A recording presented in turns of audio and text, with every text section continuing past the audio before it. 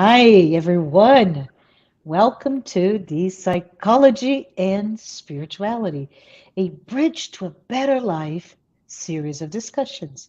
I'm your host, Marcia Trajano, and I'm here with my co host, Jussara Korngold.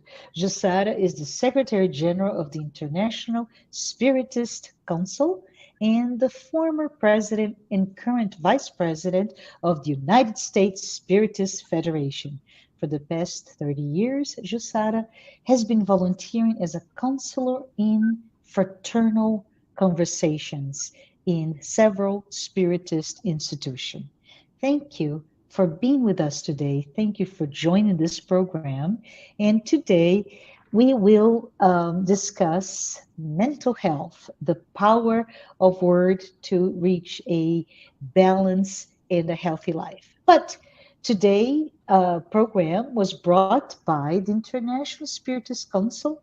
This organization has a mission to promote the unification of the Spiritist movement in the world based on the principles established by Allan Kardec. It was founded in 1992 in Madrid, Spain. And if you're interested in learning more about this organization, please visit cei-spiritistcouncil.com. The Psychology and Spirituality program is also sponsored by several other organizations. We want to thank you, AME Brasil, the United States Spiritist Federation, TV Mansão de Caminho, and I take this opportunity to say thank you, Divaldo Franco, for your support for this program, and the International Spiritist Council. Make sure you hit subscribe if you haven't done so already. And if you'd like to check out our other channels, please check us out at www.spiritist.us. And I'm here with Jussara, so I want to say hello, Jussara. Good to Well, have you with me. Marcia, so nice to be back again and to be able to continue our conversation about such important topic that is our better health, right? Ways for a better life.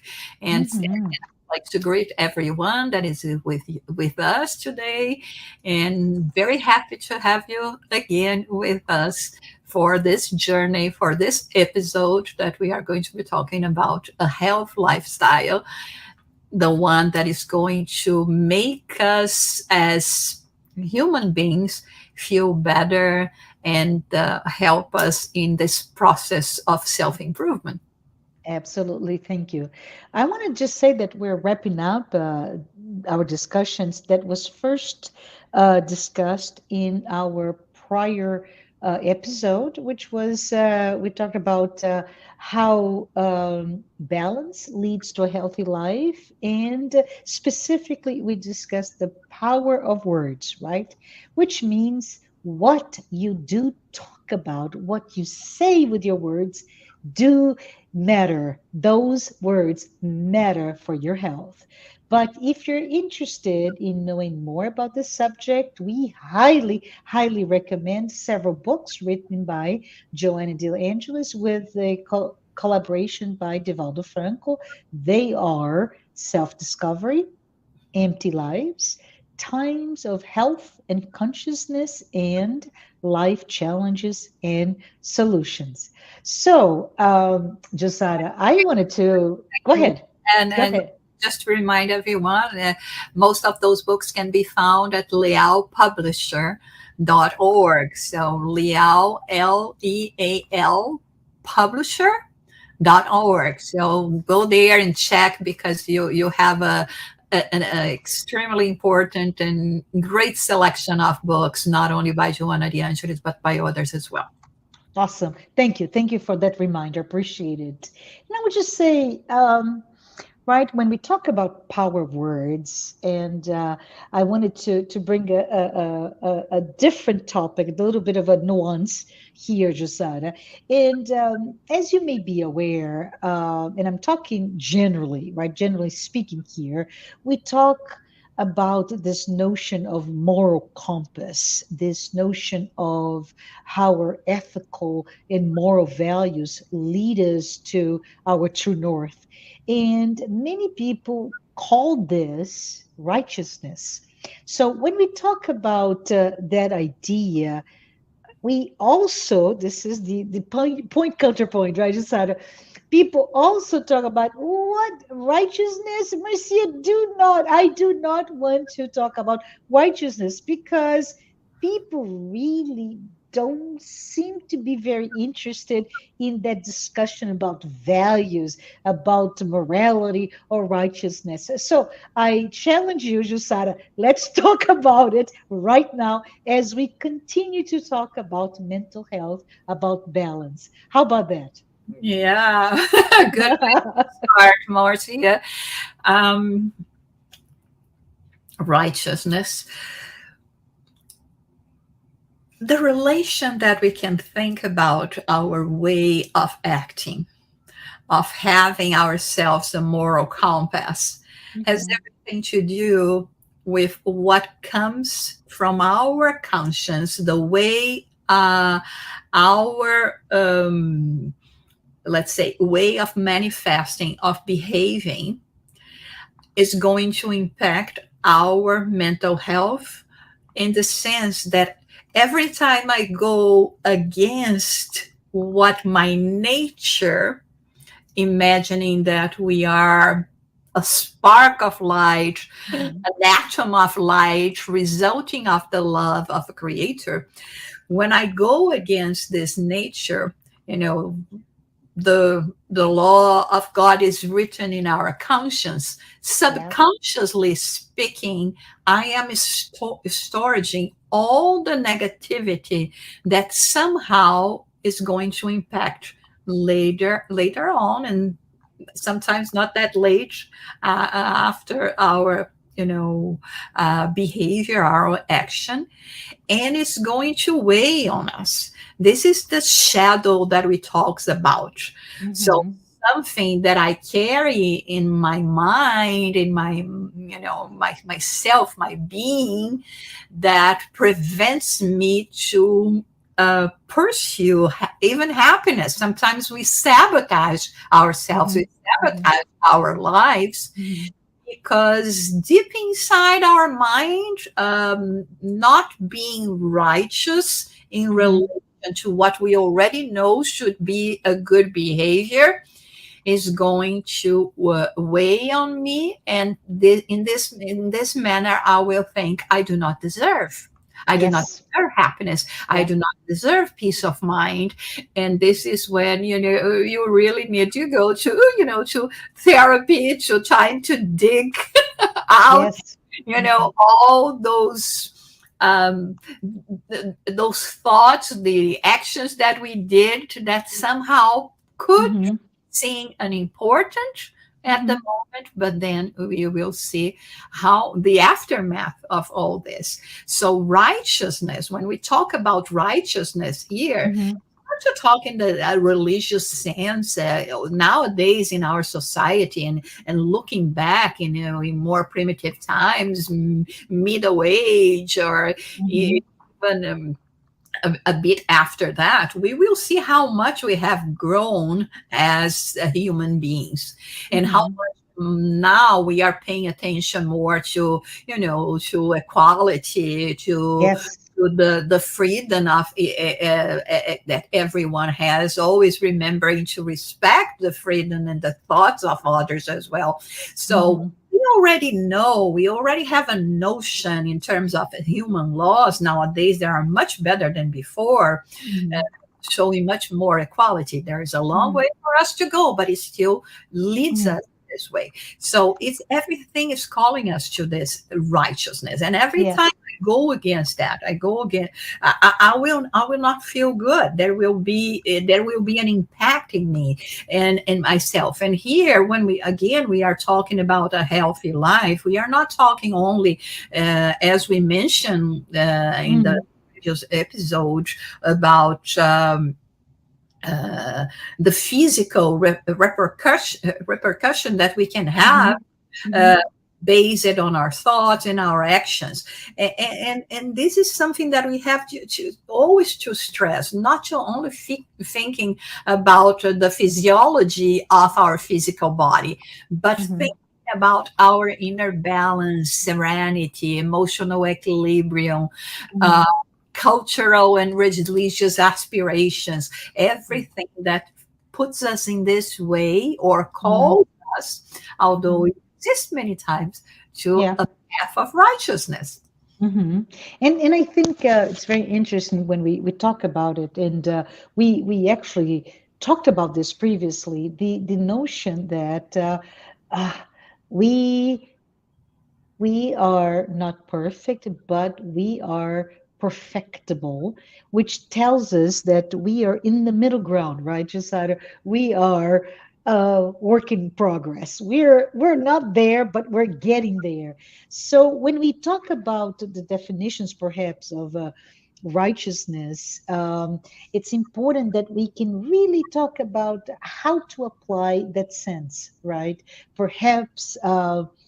The idea of cultivating a sense of confidence, a sense of joy whenever we are around our community members, right? Our family members, our peers, our co-workers. So when we do that, it's an example of promoting that sense of righteousness versus guilt, as you mentioned before.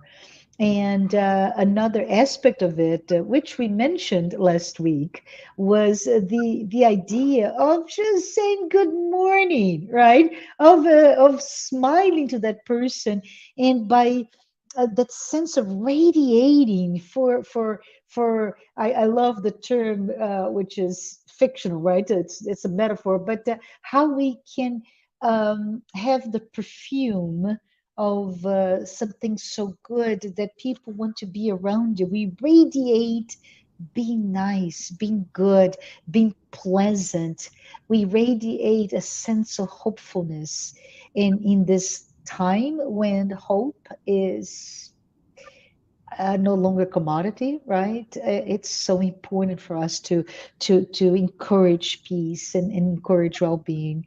And like we're doing today, using this tete-a-tete, virtual that is, but we're still doing this, right, Josiah? We are using opportunities for conversations as catalyst for ideas.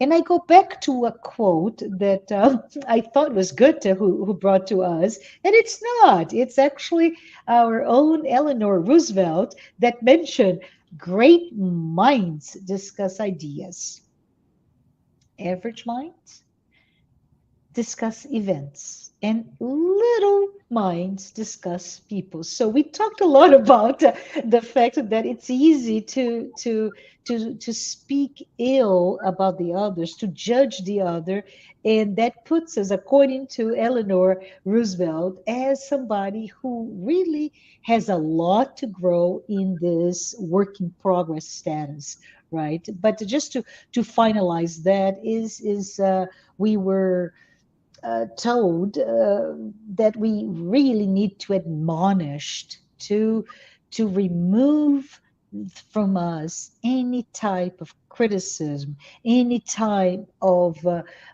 destructive words for the others, because they will make us sick. Right? There is that very close correlation between being angry, being aggressive, using words to attack in our own health and our own physiology, as you mentioned. But I wanted to give you another curveball. Are you ready for me? I'd like to perhaps talk about yet another complementary concept to this discussion, Jussara. With if you go back to what Emmanuel said, Emmanuel brought the concept of health as the perfect balance of the mind, right? So we talked about the power of your words and how balance will lead us to a healthy life. He mentioned that the health in itself is that perfect balance of the mind. Can we talk a little bit about that, Jussara? What do you think?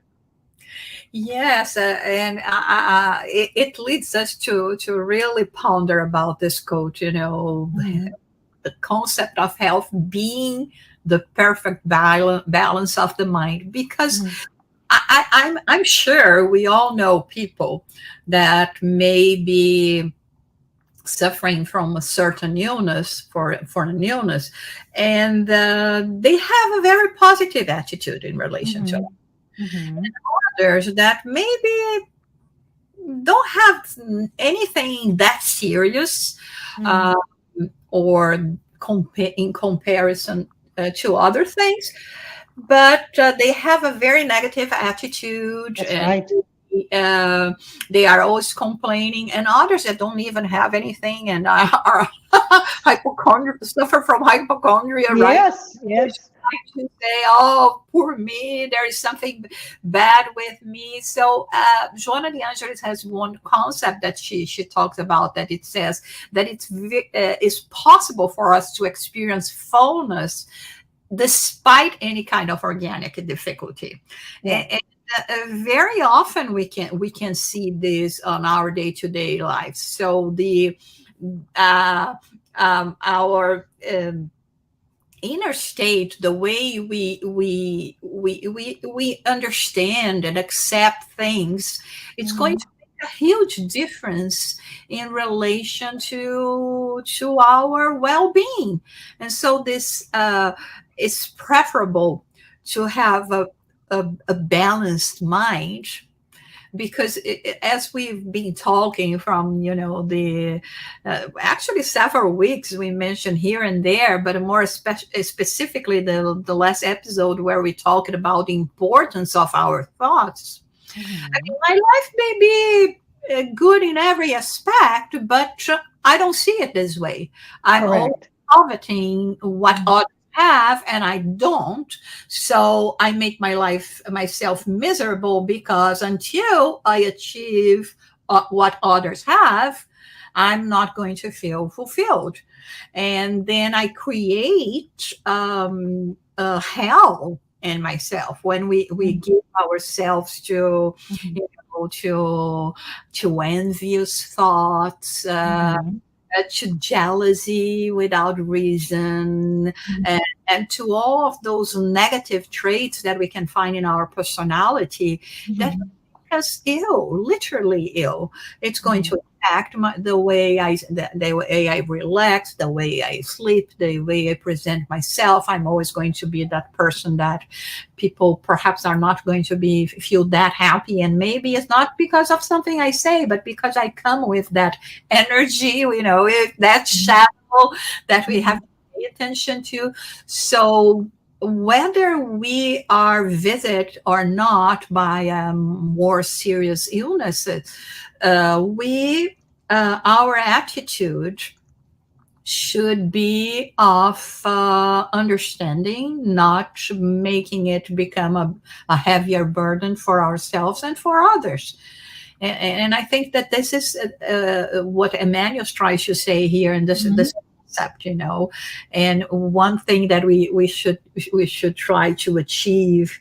And when mhm, we think about this righteousness, right, mhm, is not to question, what life brings us, and knowing that every action it's only natural that we think like this, that for every action there will always be a reaction.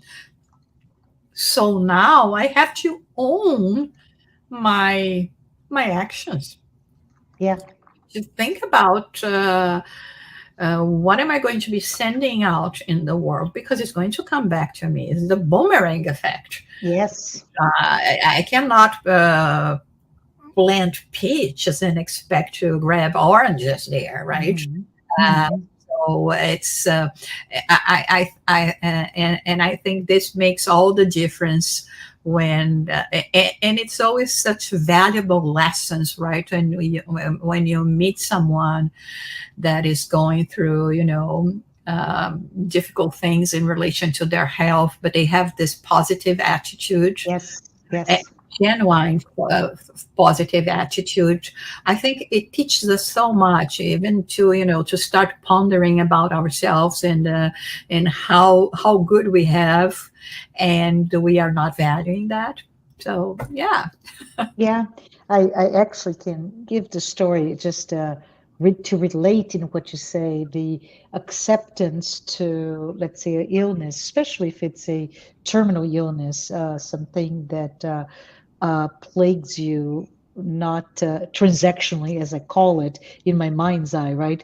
But it is that you have to grasp your failing sense of power and health and well-being by the diminishing vitality, if you will. And I know Jussara is someone who first time this person had cancer, and I say first because she was healed and then it came back several years later. But the first time, it is very much like what you're describing here. This person so angry with the world, angry with God, angry. There's just this sense of how could this be happening to me? And it was very hard to be around this person because you could see the more she needed to heal, the more the sicker she became just by how she experienced that opportunity. Long story short, I don't know how many years later, she is in remission and it comes back and it's devastating, much worse. And she was given months to live. Her attitude was so different this time. And I'm not aware of what were the triggers that changed her mind or her attitude, but she accepted that. And she took the time to really be well despite the disease. And guess what? This has been years later. She's still with us today. So it's interesting when we see those stories to see how impactful what you're saying is, right? We can become very, very accepting and help heal ourselves or not. It's up to us. Yeah, there are so many studies now, Mhm. for a while already being conducted at Harvard University, Duke University. I know some from Dr. Harold Koenig that has been Mhm. participating in the Spiritist Medical Association here in the US. Mhm. Nationally as well, talking exactly about this, how this more spiritual way of being makes a Mhm. huge difference in terms of our physical health, our mental Mhm. health, our acceptance, and therefore being much more responsive to any kind of treatment.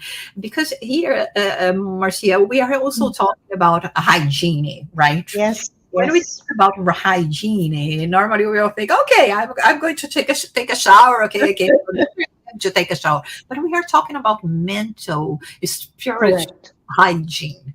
Mhm. So it's really reading ourselves. Remember that we often talk about, what we don't see, but it doesn't mean that that is not there. Mhm. You Mhm. know, negative thoughts that those vaporous energy that it's what we grasp when we Mhm. go into the world, and actually worse yet with our attitude. So our goal here when we are talking about uh,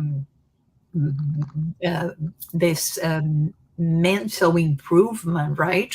Uh, Mhm. in terms of psychology and spirituality, we are talking about this mental hygiene of Mhm. course, the hygiene of the physical body is as important as, because it prevents us from illnesses, and actually lead us to feel more relaxed and Yeah. having Yeah. uh, you know, even clear our minds. Sometimes we get off the shower and say, oh my god, I feel lighter, right? It's because we gave ourselves that time and that energy that our fluidic body, so to say, expands. And it's very much like when we are in the state of prayer or meditation. Everything that we can um, put ourselves to preserve peace, right? And one of the things definitely is acting in righteousness, right? When Mhm. no, sometimes I say we are going through struggles in life, and but the best thing is when you go to sleep and you put your head on pillow and Mhm. say, I'm free of guilt. I did everything I could in order, let's say, to solve this situation. And Yeah. I continue doing that. So I can sleep in peace because, Mhm. okay, we are being active. We are trying to do something, right? And I think it's this behavioral therapy is Yeah. what we're talking about here, to Mhm. rid ourselves from any kind of disturbances and getting into this, new pattern of behavior, is starting with selecting thoughts, selecting actions, and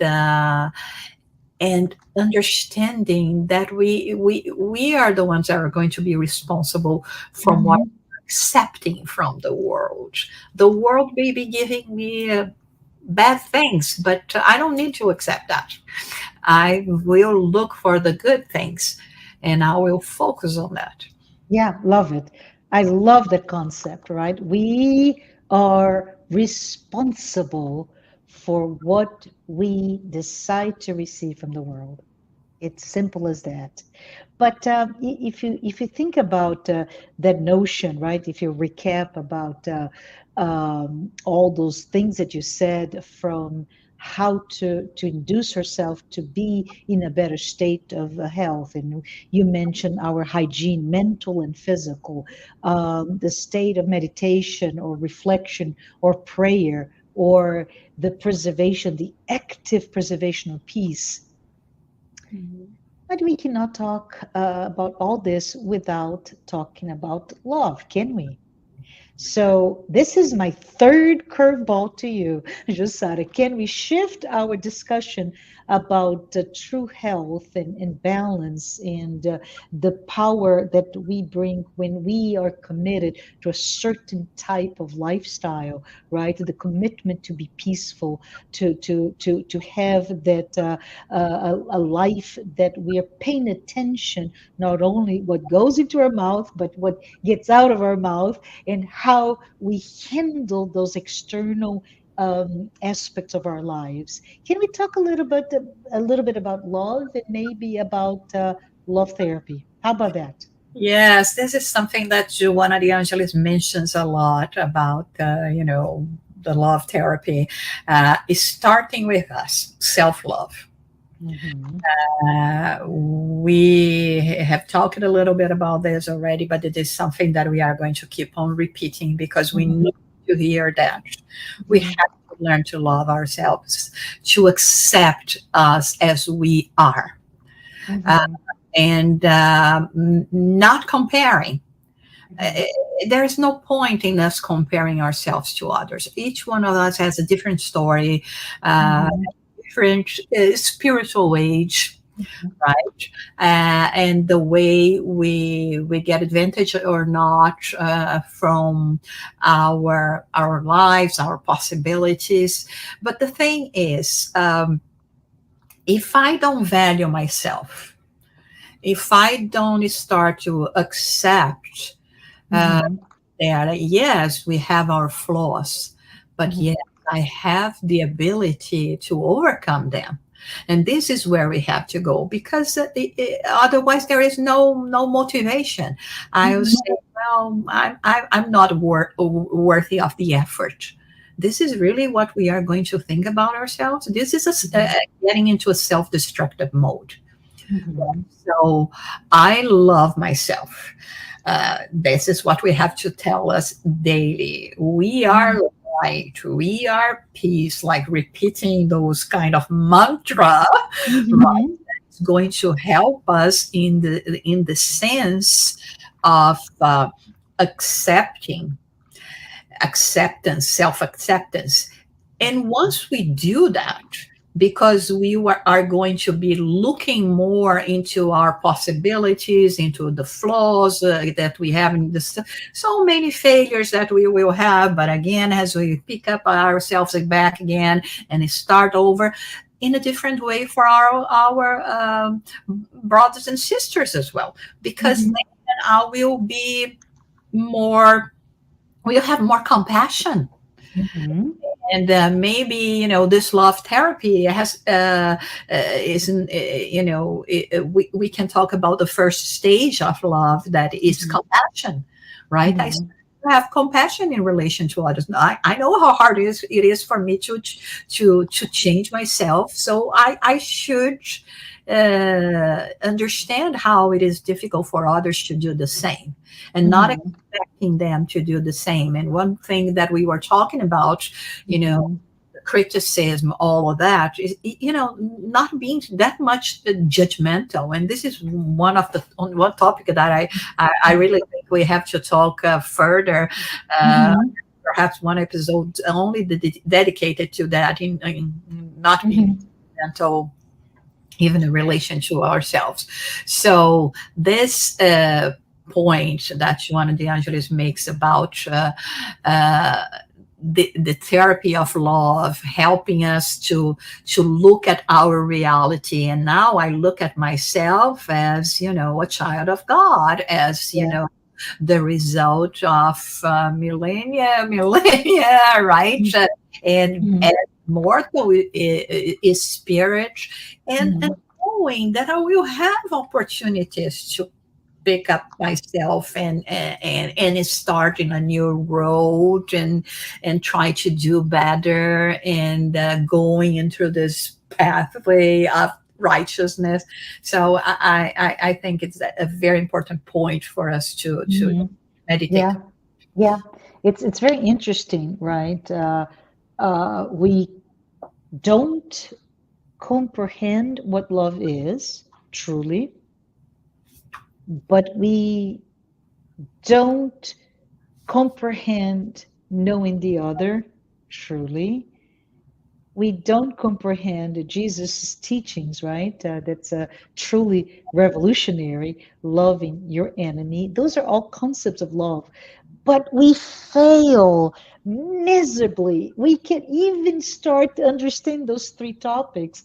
But when we go into the self love, love yourself through love therapy, we fail miserably. And I agree with you. There's so much that we can discuss here to include ideas of what is compassion, self compassion, the idea that we fail, but failure, right? Failure is an aspect of achieving something else. So we must allow ourselves to, in failing, focusing on the lesson, not the criticism. And this is really important for all of us who are perfectionists are there. It's okay to fail, and it's okay to look at failure as an opportunity to get better. So, anyways, love everything you said. I really, really appreciate it. But I wanted to read something. Is it okay? Yeah, Jussara, I think we have a few more minutes. I yeah, wanted to go to Times of Health and Consciousness book and I'm just going to read if it's okay, and we can talk about it. So, I believe it's chapter 5, page 28 and 29, Joanna de Angelis in a book writes the following. So, let me go. There's a story about a sage who was walking with his disciples on a winding pathway when they came upon a godly man on his knees praying to God to help him pull his cart out of the quagmire. Everyone felt sorry for this devotee, but they continued on their way. They did not stop. After they had gone a few more miles, they came upon another man whose cart had also gotten stuck in a quagmire. This one uh, was complaining angrily, but was actually trying as hard as he could to free the cart. Moved, the sage asked his disciple to help the man. They all got together, they worked together, they pulled the cart out right away, and the traveler thanked them and continued happily on his way. The surprised disciples asked their master, "Hmm, the first man was praying and he was pious, yet we didn't help him. The second, he was rebellious and was even swearing, yet he received a help. How come?" The one who was praying was waiting for God to come and do the job that he himself should have done. The other, though desperate out of ignorance, was actually doing something. He just needed some and deserved some assistance. So I read this, Jussara, because I think we can talk a lot about this little story in the need to look at yourself and find the humility even to know, oh, I cannot do it. I can be angry, and we talk a lot about not being angry in this and that, but I can be angry out of my own ignorance. But being able to understand that I have to do something, to commit to doing something, will make us actually receive some assistance just like this. What are your thoughts? Give me your thoughts on this little story here. Oh my God, I think this story is so beautiful because I remember that teaching from Jesus that say, "Help yourselves, and heaven will help you." Right? Is exactly Yeah. that. We are supposed to do the work. Uh, Mhm. the image that comes to me is also about the cocoon, right? I mean, there we have the caterpillar going through a process of transformation. If we Yeah. go there and try to break them before its time, Mhm. the butterfly is going to perish. So we have to go through this process. Remember one of the episodes we were talking about Socrates' mother, right? That he used the word. I think it was in another. Live that I was doing about the this being the utilizing the meiotic of Mhm. solstice, and this word means going into labor Mhm. because he used this word because his mother was a midwife, and so going into labor here, so doing this work like this man was doing. I mean, regardless, and what I think is beautiful about the story is that Mhm. regardless of our beliefs. Uh, Mhm. because it's not about the external things, right? How we position ourselves and how we believe in ourselves, and we struggle to become victoriously in any circumstances that we have. And I think Mhm. that's a beautiful lesson. I was thinking there is another children's story that I read once, and there's and that it goes along the way with this one from by Joanna de Angelis, that there was this man that lived in a village, and it started raining really bad, and they were having problems with flood. He moved up it to the roof of his house, and he started praying to God, and Mhm. all of a sudden there is a little boat that comes along and say, come, I'm here to save you. And he said, no, no, I'm waiting for God. And doesn't take the boat. And then later on comes an helicopter and come on, throws a ladder and come and we are going to save you. And no, no, no, I'm here waiting for God. And all of a sudden, as we can imagine the result, he dies and goes to whatever place he goes, and then Yeah. he going to complain to God. How come I was praying? I asked for your help, and you didn't come to help me. And he said, I sent a boat, I sent an helicopter, and you didn't. What else did you want me to to do? Right. So sometimes we are receiving all this help, and we hope that this program that we are of discussions that we are doing about psychology and spirituality, a bridge to a better life, can be this kind of help to any of you that are listening as well. That in our comments that comes out of our hearts, and you can find some words that can give you more hope and believing more in yourselves, and having really the will to go continue in this journey, because life is so beautiful, and it's an opportunity that we have. So let's live what life has to give to us, and always look for the sweet flavor of life, instead of looking for bitterness, not only in ourselves but in others. I love it. Thank you. Thank you for wrapping up with the story. And um, before we say goodbye, I just want to say, um, always understand that as a process of transformation that we are all on, right? Just like that butterfly that had to go through several phases, several stages. And when you say that, Jussara, about the cocoon, right? Can you imagine if every time I think about it, I imagine myself just completely tied up in that cocoon, and the tremendous effort that it takes to move away, to overcome that quote unquote prison. And in doing that, you actually learning to be ready to fly. So let us think about, we talked about illness, we talked about all of those things that may take your sense of self, may take your sense of balance, equilibrium, and health.